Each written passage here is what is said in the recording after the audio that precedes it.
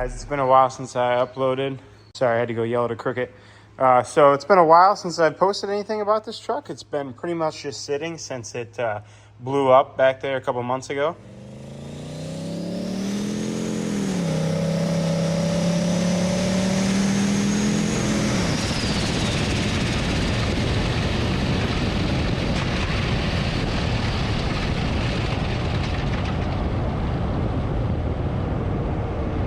Mostly because I've had trouble finding an LQ9 locally. So I think we're going to end up going with an LQ4. But for now, I'm going to get it torn down. All right, back again now that I got some storage on my phone. So anyway, I'm going to get this torn down to see what's recoverable from this engine. Hopefully the heads are good. Hopefully the cam's still good. A boy can dream. I don't know if either of those things are going to be true. I'm like 99% sure that at least this head is going to be junk, considering this is the side that kicked the rod out the block, well, the whole piston out the block. So we'll see. I'm going to start taking this stuff off and putting it in a tote and labeling all the bolts so I remember where everything goes, and yeah, we'll go from there. All right, so you can see there where some pieces of the piston actually went through the housing and kind of dinged it up around in there, but overall it still spins smooth and there's no big chunks taken out of the fin. So I'm gonna go ahead and flip this over and try to dump out what's left of the piston in here. All right, so there's the pile of piston dust that just came out of the turbo. There you can see part of a ring, I think, or maybe that's like a wrist pin retainer thing. I don't know, but yeah, that's all. You can see actually the top of the piston there. So turned it right to dust, man, so that's not great. I guess we'll maybe take that turbo apart and see if it's still good, if it's still gonna make boost and all that. You know, it still spins freely. Okay, so I got the turbo off in the box there with all the rest of the hot side, and like I showed you, that's a pile of dust that came out of the turbo. So now that I got the manifold off, you can get a better look at what's going on down there behind the starter. So stick you guys down in there. Yeah, so that's a big freaking hole, and there's what's left of a piston sitting down in there, as you can see. So I'll pull that out here in a second and get a better look at it. But yeah, that is a gigantic hole. Even knocked the oil pressure sensor out. But yeah, so this thing's probably not gonna have much salvageable on it. I hope that I can still turn it over and that I don't have to cut the, well, you know, to get the tranny off. So we'll see. But yeah, not great. Okay, so about to take the plenum off here. As you can see, there's a good bit more in there. On the bright side, that looks to have come up through the intake, because the intercooler's fine. So I think that just, you know, got launched up through the intake port in the head and then into the intake. Those are little parts of piston in there. So I'm gonna do my best to not drop any more out from the bottom of the plenum when I take it out, and then I'll just dump those out. But yeah, so I'm gonna go ahead and, like I said, get this plenum pulled off here. Luckily, I just went through and cleaned up all the wires and hoses on top, so it was a lot easier to take off. There wasn't much to unhook. So yeah, I'm gonna yank this off and we'll take a peek down in through the ports. All right, the plenum's off. Not much you can see from the top. Few opposing cylinders look suspicious here. So you can see there's some more debris down there. And on the opposite side, like I said, I think that just got tossed up, you know, through the intake and ended up over here, because I do believe that that's the only piston that really got messed up. But I think to make the process of turning the motor over to get the, you know, torque converter unbolted, I think I'm going to pull the heads while the motor is still in the truck, so that anything jammed in between the piston and the head doesn't further damage a good head. So like if this side ends up being good, which I'm gonna have to really, you know, look closely, because I doubt it, but it'd be nice if I could only have to get one head redone,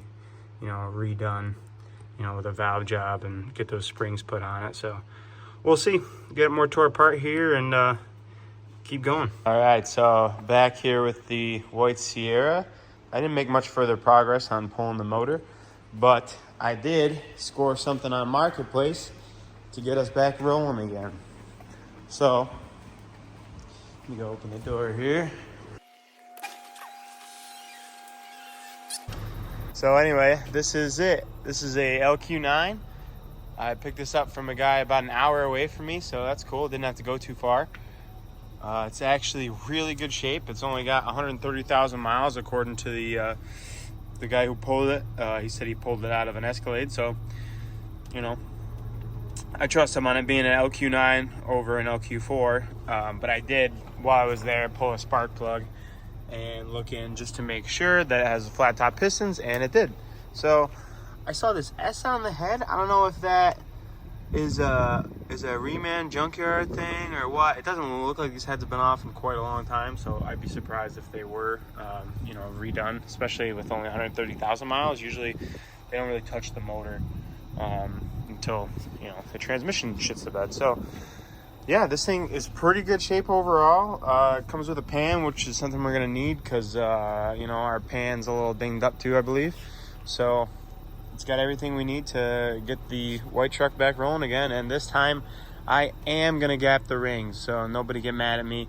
I'm not gonna just let this thing blow up again. I'm gonna gap the rings, do this one right, and yeah, can't wait to get started on it. All right, got this thing pretty well tore down already. Pulled some of the accessories off and just getting down to the valve covers now. So we will check this out and see how it looks up top. It's a little sludgy, judging from the inside of the intake ports, but that's okay. It's kind of expected with, you know, any kind of junkyard motor, but here we go. Ooh, that looks cleaner than I was expecting.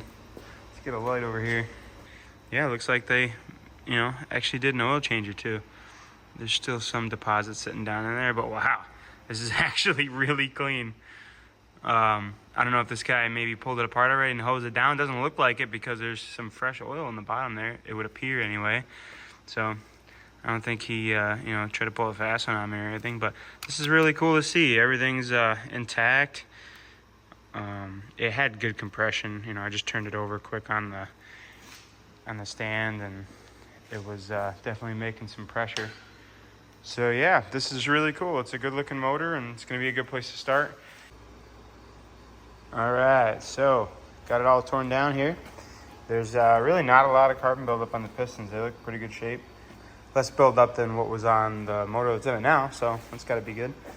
Got both side heads off. It's looking pretty good. So yeah, I'm gonna come back tomorrow and get started on the heads. I got those over off to the side. I'm gonna, like I said, swap the springs over and make sure all the valve seals look good and all that, and get it back together here soon. All right, finally getting around to pulling the motor out of the white GMC. It's mostly unhooked. Got all the fluids out of it. Transmission's mostly unhooked. Right now, we got all the torque converter bolts free and clear except that one. We had to go backwards because if you look in there. All right, go ahead, turn it over. Oh, can you go the other way? Sure can.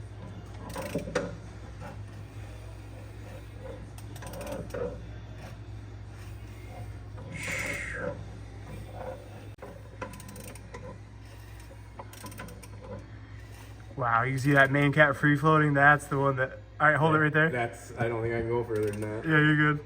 The main cap's free floating that rod was hooked to. I'm gonna try to fold it up to see what the end of the rod looks like. And there's the end of the connecting rod. Sheared right off. Well, at least it turns over freely. Made this a lot easier. Transmission's totally unhooked. We're just getting ready to hook the motor up, get it out the top, get this thing removed. There you can see the bottom of the connecting rod laying on top of the windage tray. So we'll pull that out, you get a better look at it, but that's not supposed to be like that. That ain't supposed to be there. Yeah. Motor's out. Well, it's out, it's detached. The motor's off the transmission anyway. So we're gonna get the rest of the way out here and then get it on the stand and show you some carnage. All right, so like I said, the motor is out. Got it over here now. I'm gonna go ahead and pull this head off and show you some damage. Obviously, you can see it from the outside, but yeah, I'm gonna tear it down, at least on this side, and, you know, just see maybe if we can see exactly what went wrong, or, you know, any signs of why it failed, other than, you know, something being my fault. So if it's my fault, you won't see anything, but if it's not my fault, then I'm definitely gonna show you. So, you know. So I have had this valve cover off already. So this isn't like a, you know, staged opening, but everything looks good in here. Obviously, this motor didn't have that much runtime on it, so even the oil that's in it is still pretty fresh. You can see there's some debris up in here in the top. I guess it is metal, it's just hard to focus on. So in the bottom of the cylinder head there, those are just chunks of metal. But other than that, it looks pretty clean. I mean, the oil looked good. All the valve springs are good. My rocker arms, which I did the trunnion upgrade, the same thing I did on my Corvette. I did that upgrade to these, and so far they've been good. Not that the motors really ran long enough to know, but, you know. So I'm gonna start pulling these bolts and show you what lies below.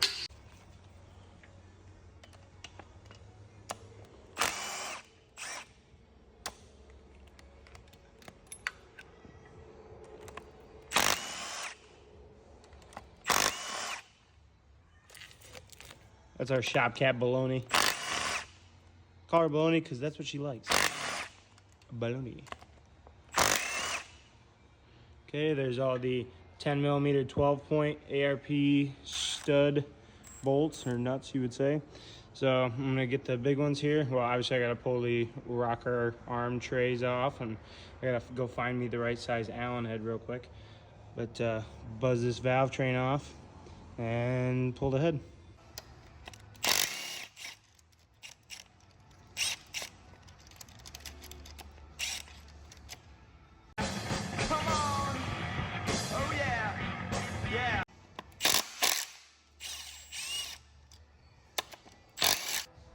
Okay, rocker arms are removed. Now I'm gonna buzz off all these 9/16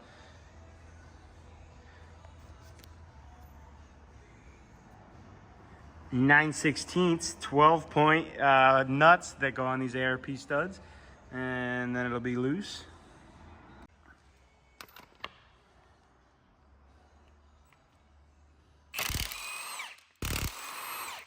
All right, I'm gonna pop these washers off quick so I don't lose the rest of them.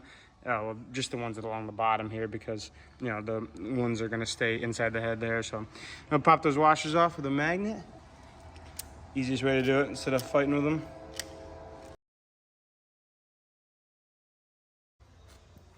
Okay, moment of truth here.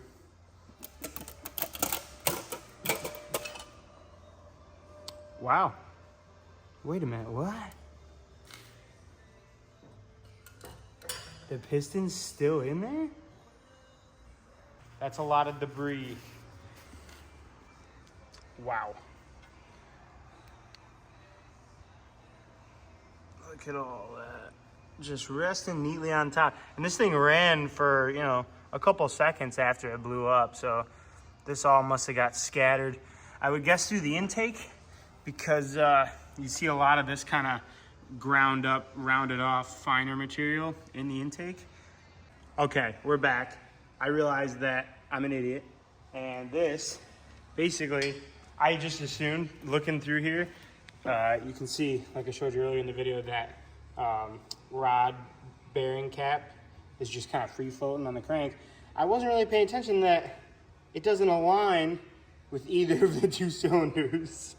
So this whole time I've been like, oh, it wasn't cylinder 7. It was, you know, I thought it was 8 being this back one. And I don't know, I just never really paid attention. I thought it was the one that it was directly underneath was the one that broke. But no, it's obviously from the other side, it's just what was left of the rod kicked out this side of the block. So that's why it's pretty much splitting these two cylinders here, because it's actually number 7 on the other side. So you can still see, obviously, all this piston parts came from the other side. So the other side probably looks as I expected, with, you know, one of these not there no more. So I'm gonna go ahead and finish pulling the other side off so you guys can see what's left. I'm doing this all for you, by the way. This motor's junk. I'm purely doing this for your entertainment, so I hope you enjoy.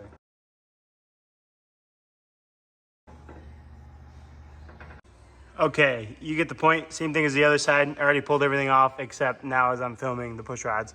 So I'm gonna pull them real quick and then I'm gonna set the phone on top and pop this head off and show you the real carnage. And hopefully the funny part that there's something missing from this side.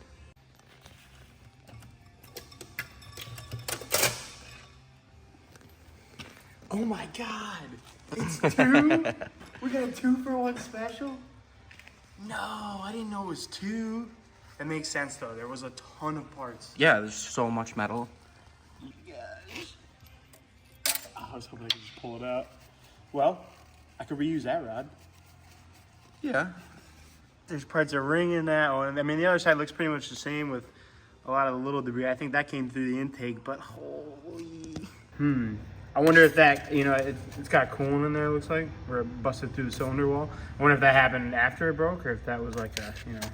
Cause of kind of thing? Yeah. You can see the scoring there.